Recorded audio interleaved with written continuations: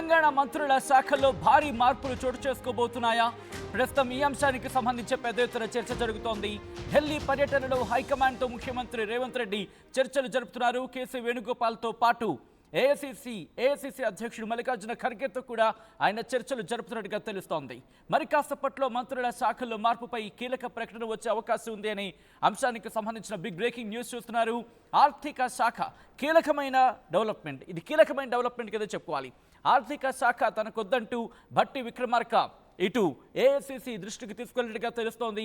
ఈ నేపథ్యంలోని ఆయనకు హోంశాఖ ఇవ్వాలని భట్టి పట్టుపట్టినట్టుగా తెలుస్తోంది.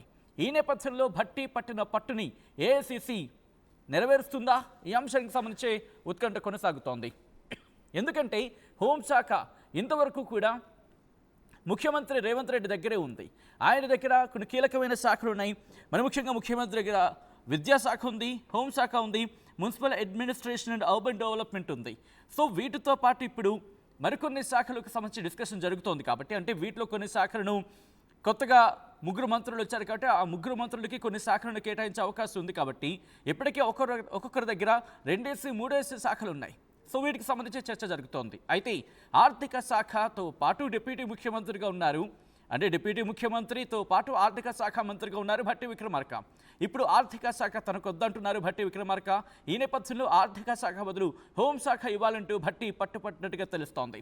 దాంతోపాటుగా శ్రీధర్ బాబుకు ఐటీకి తోడుగా మున్సిపల్ శాఖ కేటాయించే అవకాశం ఉంది అనే చర్చ జరుగుతోంది.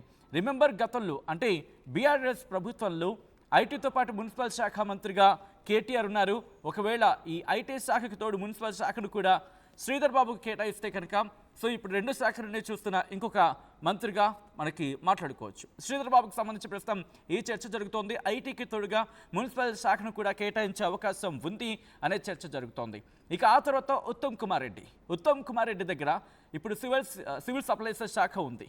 సో ఈ నేపథ్యంలో సివిల్ సప్లైస్ శాఖ మరొకరికి కేటాయించే అవకాశం ఉంది అనే చర్చ జరుగుతోంది. ఉత్తమ్ కుమార్ రెడ్డి దగ్గర మాట్లాడుకున్న సందర్భంలో ఇప్పటికే ఆయన దగ్గర నీటిపారుదల శాఖ ఉంది, పౌర సరఫరాల శాఖ కూడా, ఈ 2 ఆయన దగ్గర ఉన్నాయి, అంటే సివిల్ సప్లైస్ శాఖ. సో ఈ నేపథ్యంలో సివిల్ సప్లైస్ శాఖని మరొకరికి కేటాయించే అవకాశం ఉంది కూడా చర్చ జరుగుతోంది. ఎందుకంటే నీటిపారుదల శాఖ ప్రస్తుతం ఎటువంటి చర్చలో ఉందో మనం చూస్తున్నాం. హాట్ డిస్కషన్స్కి కేంద్ర బిందువుగా ఉంది. కాబట్టి మరింత కాన్సన్ట్రేషన్ చేయాల్సిన అవకాశం 2 ఉన్నాయి. కాబట్టి ప్రస్తుతం ఇటు ఉత్తమ్ కుమార్ రెడ్డికి సివిల్ సప్లైస్ శాఖ అదనంగా ఉంది కాబట్టి దానిని వేరే వాళ్ళకి బదలాయించే అవకాశం ఉంది అనే చర్చ జరుగుతోంది. దీంతో పాటు కొత్త మంత్రులకు సంబంధించి మాట్లాడుకునే సందర్భంలో వాకిటి శ్రీహరికి ఫిషరీస్ అలాగే పశు సంవర్ధక శాఖ కేటాయించే అవకాశం ఉందనే చర్చ జోరందుకుంది. అడ్లూరి లక్ష్మణ్కు ఎస్సీ సంక్షేమ శాఖ, వివేక్ కార్మిక ఉపాధి మానవ వనరుల శాఖ కేటాయించే అవకాశం ఉంది అంటూ కూడా తెలుస్తోంది. ఈ నేపథ్యంలో ఎటువంటి క్యాలిక్యులేషన్స్ని అధిష్టానం ఫాలో అవుతోంది, ఎటువంటి అంశాలను పరిగణలోకి తీసుకుంటోంది, మంత్రుల శాఖల్లో భారీ మార్పులు చోటు చేసుకునే అవకాశం ఉంది అని చర్చ జోరందుకుంటున్న నేపథ్యంలో వ్యవసాయ శాఖ, చేనేత అనుబంధ సంస్థలు, ఐఎన్పిఆర్, రెవెన్యూ, హౌసింగ్ ఇలా అనేకమైన శాఖలు ఉన్నాయి. ఒక్కొక్కరి దగ్గర 2-3 కూడా ఉన్న సందర్భం, అంతకు మించి ఉన్న సందర్భాన్ని కూడా మనం చూస్తున్నాం. ఇప్పుడు 3 మంత్రులు క్యాబినెట్లోకి చేరిన నేపథ్యంలో ఎటువంటి శాఖలు ఎవరికి కేటాయించే అవకాశం ఉంది, ఎటువంటి శాఖల్లో భారీ మార్పులు చోటు చేసుకోబోతున్నాయి అనేది తెలుసుకునే ప్రయత్నం చేద్దాం. మా ప్రతినిధి మధు అప్డేట్స్ అందించేందుకు సిద్ధంగా ఉన్నారు. మధు, కీలకమైన అప్డేట్ కింద చెప్పుకోవాలి. మరి ముఖ్యంగా హోంశాఖకు సంబంధించి ఆర్థిక శాఖ బదులుగా హోంశాఖ ఇవ్వాలి, హోంశాఖను కేటాయించాలి అంటూ భట్టి పట్టుపట్టినట్టుగా తెలుస్తోంది. దాంతోపాటు భారీ మార్పులు చేర్పులు ఉండే అవకాశం ఉంది క్యాబినెట్లో అంటూ కూడా చర్చ జరుగుతోంది. ఎటువంటి డిస్కషన్స్ జరుగుతోంది? ఈరోజు రాత్రికల్లా క్లారిటీ వచ్చే అవకాశం ఉందనుకోవాలా? ఢిల్లీకి సంబంధించి రేవంత్ రెడ్డి అంటే ముఖ్యమంత్రి రేవంత్ రెడ్డి పర్యటన నేపథ్యంలో ముఖ్యమంత్రి ఢిల్లీ పర్యటనలో ఉన్నారు. యాక్చువల్ గా అయితే నిన్న 3 మంత్రివర్గంలో ప్రమాణ స్వీకారం చేశారు. కొత్తగా వారికి శాఖలు కేటాయించడానికి అధిష్టానం నుంచి ఫోన్లో అనుమతి తీసుకొని కూడా శాఖల కేటాయింపు చేస్తారు. కానీ ముఖ్యమంత్రి ఢిల్లీ పర్యటన ప్రధాన ఉద్దేశము కీలకమైనటువంటి నిర్ణయం అంటే శాఖల ఈ క్యాబినెట్ లో ఈ బెర్తుల షఫలింగ్ జరగనుంది అనేటువంటిది చాలా పెద్ద బిగ్ మూవ్. కాంగ్రెస్ పార్టీలో గతంలో ఇలా ఎప్పుడు జరగలేదు. మొదటిసారి ఆర్థిక శాఖ మంత్రిగా ఉన్నటువంటి విద్యుత్ శాఖ మంత్రిగా ఉన్నటువంటి భట్టి విక్రమార్క తనకు ఆ శాఖ వద్దు అని అధిష్టానానికి వివరించినట్టుగా తెలుస్తా ఉంది. ఎందుకంటే ఆర్థిక శాఖలో 20% కమిషన్ తీసుకుంటేనే నిధులు శాంక్షన్ అవుతున్నాయి అనేటువంటిది పెద్ద ఆరోపణలు ప్రతిపక్షాలు చేశాయి. గతంలో కొద్దిమంది కాంట్రాక్టర్లు సెక్రటరియట్ లో బట్టి విక్రమార్క ఛాంబర్ నుంచి ధర్నా చేశారు అనేటువంటి విమర్శల నేపథ్యంలో ఆ శాఖ నుంచి దూరంగా జరిగిపోవడానికి బట్టి నిర్ణయించుకున్నారనేటువంటి చర్చ ప్రస్తుతం కొనసాగుతా ఉంది. అందులో భాగంగానే ముఖ్యమంత్రి రేవంత్ రెడ్డి ఢిల్లీ వెళ్లారు, అధికారులతో చర్చలు చేస్తా ఉన్నారు. తర్వాత సివిల్ సప్లై ఇట్లా తిరిగేసం రెండు ఉన్నటువంటి శాఖ మంత్రి ఉత్తమ్ కుమార్ రెడ్డి విషయంలో కూడా సివిల్ సప్లైలో భారీ అవినీతి జరిగిందనేటువంటి విమర్శను బీజేపీ పదే పదే చేస్తా ఉంది. దాని నుంచి కూడా ఆ శాఖ నాకు వద్దు అనేటువంటి ఆలోచనలో ఉత్తమ్ కుమార్ రెడ్డి కూడా ఉన్నట్టుగా కనిపిస్తా ఉంది. అందులో భాగంగానే ఆయన శాఖ నుంచి దూరంగా ఉండడానికి నిర్ణయం తీసుకున్నట్టుగా తెలుస్తా ఉంది. అందులో భాగంగా ముఖ్యమంత్రి శాఖను ఎవరు కేటాయించాలనేటువంటి అధిష్టానంతో చర్చిస్తున్నట్టుగా తెలుస్తా ఉంది. ప్రస్తుతం ఐటీ మినిస్టర్ గా ఉన్నటువంటి శ్రీధర్ బాబుకి మున్సిపల్ శాఖ కూడా ఇచ్చే అవకాశం ఉంది. గతంలో కేటీఆర్ మేధావిగా ఈ రెండు శాఖలను నిర్వహించారు. చాలా కీలకమైనటువంటి శాఖలు ఇవన్నీ కూడా. తర్వాత ఇప్పుడు కొత్త మంత్రుల విషయంలో కూడా సందిగ్ధతకు పులి స్టాప్ పెట్టే ప్రయత్నం చేస్తున్నట్టుగా తెలుస్తా ఉంది. మొత్తం దాంట్లో వాటికి శ్రీహరి, గుజరాత్ కమ్యూనిటీ ఫిషరీస్ మరియు అనిమల్ హస్బెండరీ శాఖ పిల్లన్నట్టుగా తెలుస్తా ఉంది.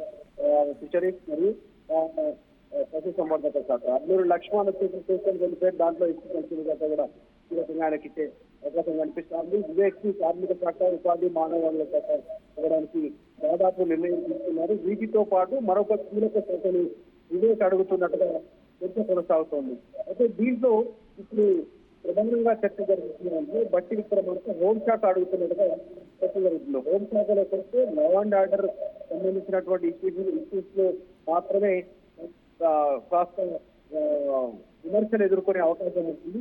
సో కాబట్టి ఆ శాఖ అయితే ఉన్నటువంటి అవినీతిగా ముద్రపడినటువంటి అవినీతి అవినీతి జరుగుతా ఉంది. 20% కమిషన్ తీసుకుంటున్నారు ప్రచారంలో దానికి దూరంగా ఉండాలనే ఆలోచన చేస్తున్నట్టుగా బట్టి తెలుస్తా ఉంది. పదే పదే బీజేపీ విమర్శలు చేస్తా ఉంది.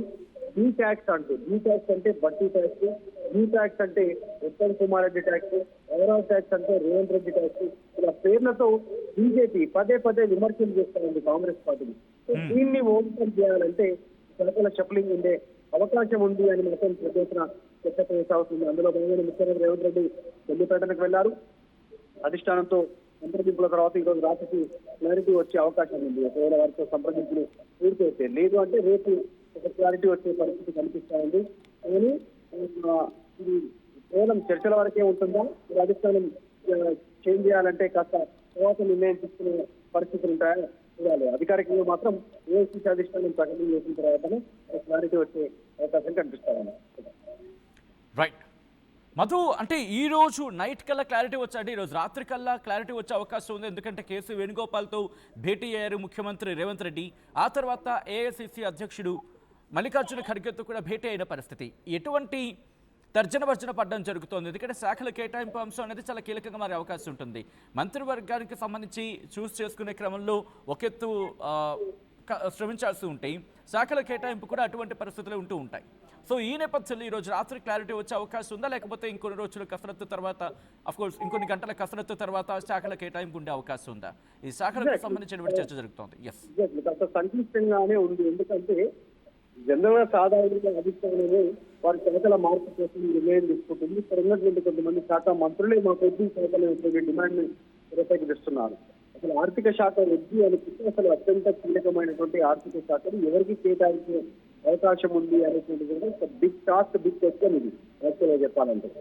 హోంశాఖ బస్సు కావాలంటే బస్సుకి కేటాయించడంలో ఇబ్బంది ఉండకపోవచ్చు అధిష్టానానికి. కానీ ఆర్థిక శాఖ, ఫైనాన్స్ డిపార్ట్మెంట్ ఎవరికి అప్పచెప్తారు అనేటువంటిది బిగ్ టాస్క్, ఇది బిగ్ క్వశ్చన్ కూడా ఇప్పుడు ప్రస్తుతం. ఒకవేళ బట్టి కావాలంటే తీసుకోవడానికి ఎవరు సిద్ధంగా ఉంటారు? Already 20% commission finance department, finance శాఖ అనేటువంటిది ముద్ర పడిపోయింది. కాబట్టి ప్రతిపక్షాలు చేస్తున్న విమర్శలతో ప్రజల్లో దాన్ని తీసుకోవడానికి ఎవరు నిలిపించారు అనేటువంటిది ప్రస్తుతం చర్చనీయాంశం అవుతుంది. ఇది పక్కన పెడితే చేస్తా ఉన్నటువంటి ఇంకొక ప్రధానమైనటువంటి డిమాండ్ హోంశాఖ కావాలి అనుకుంటున్నారు. హోంశాఖ కావాలని గొప్ప డిమాండ్ చేస్తే ఆల్రెడీ రాజగోపాల్ రెడ్డి మధ్యవర్గంలో చాలా మాట్లాడుతున్నారు. నాకు హోంశాఖనే కావాలని రాజగోపాల్ రెడ్డి డిమాండ్ చేసి దూసుకు చేస్తున్నటువంటి పరిస్థితి. మరి బస్సుకి హోంశాఖ ఇస్తే రాజగోపాల్ రెడ్డి దాదాపు ఆయనకు ఉద్యోగుల స్థానం లేదని క్లారిటీ వచ్చే అవకాశం ఉంటుంది. ఆయన మరి ఒక కన్ఫ్యూజన్కి వచ్చే అవకాశం కూడా ఉంది. మొత్తానికి ఇది పెద్ద తలనొప్పి వ్యవహారంగా మారింది. ఆల్రెడీ సుదర్శన్ రెడ్డి వర్గీయులు నిజామాబాద్ జిల్లా బంద్కు పిలుపునిస్తారు. రేపు పాక్షికంగా కొంత వరకు తర్వాత రాజీనామాలు చేస్తానంటున్నారు. రేపు స్థానిక సంస్థల ఎన్నికల లోపలనే సుదర్శన్ రెడ్డికి మంత్రి పదవి ఇవ్వకపోతే కాంగ్రెస్ కి విజయవాడ జిల్లాలో ఒక్క సీటు కూడా గెలవనీయము, సర్పంచ్లు డిప్యూటీలు ఎంపీలు అనేటువంటి తీర్మానం చేస్తా ఉన్నటువంటి పరిస్థితి. సో తలకాయ నొప్పిగా మారింది కాంగ్రెస్ పార్టీకి. మరి ఆ విషయం కూడా ముఖ్యమంత్రి ఢిల్లీలో చర్చిస్తున్నట్టుగా తెలుస్తా ఉంది. మిగతా 3 శాఖలు పూర్తిగా మంచి చూసే అవకాశం కూడా ఉండొచ్చు. దీంతో పాటు అందులో భాగంగా ముఖ్యమంత్రి ఢిల్లీ వెళ్ళారనేటువంటి కొనసాగుతుంది. దీంతో మొత్తానికి ఒక క్లారిటీ ఉంది ఈరోజు రాత్రి వరకు, లేదంటే రేపటికి ఒక క్లారిటీ వచ్చే అవకాశం కనిపిస్తా ఉంది. రైట్ మధు, మొత్తంగా అయితే మాత్రం ఈరోజు రాత్రికి క్లారిటీ వచ్చే అవకాశం ఉంది, లేకపోతే రేపు ఉదయానికల్లా క్లారిటీ వచ్చే అవకాశం ఉందనే చర్చ మాత్రం జరందుకుంటోంది. తెలంగాణ మంత్రివర్గంలో భారీగా మార్పులు చేర్పులు చోటు చేసుకోబోతున్నాయా? ప్రస్తుతం ఈ అంశానికి సంబంధించి పెద్ద ఎత్తున చర్చ జరుగుతోంది. ఢిల్లీ పర్యటనలో ఉన్నారు ముఖ్యమంత్రి రేవంత్ రెడ్డి, హైకమాండ్తో చర్చలు జరుపుతున్నారు. కాసేపట్లో మంత్రుల శాఖల్లో మార్పుపై కీలక ప్రకటన వచ్చే అవకాశం ఉంది. సో ఈ చర్చ జోరంతుకున్న నేపథ్యంలోనే మరొక అంశం తెర మీదకు వచ్చింది.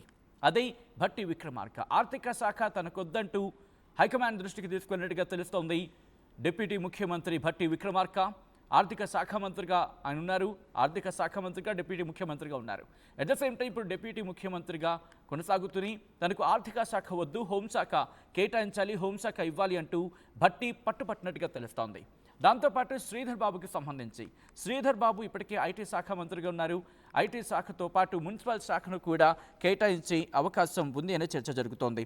ఐటీతో పాటు శాసనసభ వ్యవహారాల శాఖ కూడా ప్రస్తుతం శ్రీధర్ బాబు దగ్గరే ఉంది. కాబట్టి IT at the same time municipal administration and urban development ఈ శాఖను కూడా ఆయన కేటాయించే అవకాశం ఉంది. అప్పుడు శాసనసభ వ్యవహారాలకు సంబంధించి శ్రీధర్ బాబు దగ్గరే శ్రీధర్ బాబుకి కేటాయించడం జరుగుతుందా, లేకపోతే ఇంకొకరికి బదిలీ చేసే అవకాశం ఉందా? ప్రస్తుతం ఈ అంశానికి సంబంధించి కూడా చర్చ జరుగుతుందని అనుకోవాలి. ఆ తర్వాత ఉత్తమ్ కుమార్ రెడ్డికి సంబంధించి ఉత్తమ్ కుమార్ రెడ్డి ఇప్పటికే నీటిపారుదల శాఖ మంత్రిగా ఉన్నారు. దాంతోపాటు సివిల్ సప్లై శాఖ మంత్రిగా కూడా కొనసాగుతున్నారు. ఈ నేపథ్యంలో ఆయనకి నీటిపారుదల శాఖను ఒక్కటి మాత్రమే కేటాయించే అవకాశం ఉంది. యాడ్ ఆన్గా ఉన్న పౌర సరఫరాలకు సంబంధించి ఆ పౌర సరఫరాల శాఖను కొత్తగా మంత్రివర్గంలోకి వచ్చిన వాళ్ళకి కేటాయించే అవకాశం ఉంది అనే చర్చ జోరందుకుంటోంది. ఇక కొత్త మంత్రులు వాకిటి శ్రీహరికి ఫిషరీస్, అలాగే పశు సంవర్ధక శాఖ, అడ్లూరి లక్ష్మణ్కు ఎస్సీ సంక్షేమ శాఖ, వివేక్కు కార్మిక శాఖ, ఉపాధి మానవ వనరుల శాఖ కేటాయించే అవకాశం ఉందని చర్చ జరుగుతుంటోంది. సో ఈ నేపథ్యంలో ఒకవేళ నీటిపారుదల శాఖ, పౌర సరఫరాల శాఖ ఈ రెండు కూడా ఉత్తమ్ కుమార్ రెడ్డి దగ్గర ఉన్నాయి. సో ఈ నేపథ్యంలో నీటిపారుదల శాఖ ఒకటే ఆయనకు కేటాయించే అవకాశం ఉంటే పౌర సరఫరాల శాఖను ఎవరికి కేటాయించే అవకాశం ఉంది అనే అంశానికి సంబంధించి చర్చ జరుగుతుంటోంది. దీని మీద మీ అభిప్రాయం ఏంటో వ్యక్తం చేయండి. ప్రపంచంలో ఏ మూల ఏ క్షణం ఏం జరుగుతుందో వేగంగా తెలుసుకోవడానికి తొలి వెలుగు వాట్సాప్ ఛానల్ని ఫాలో చేయండి.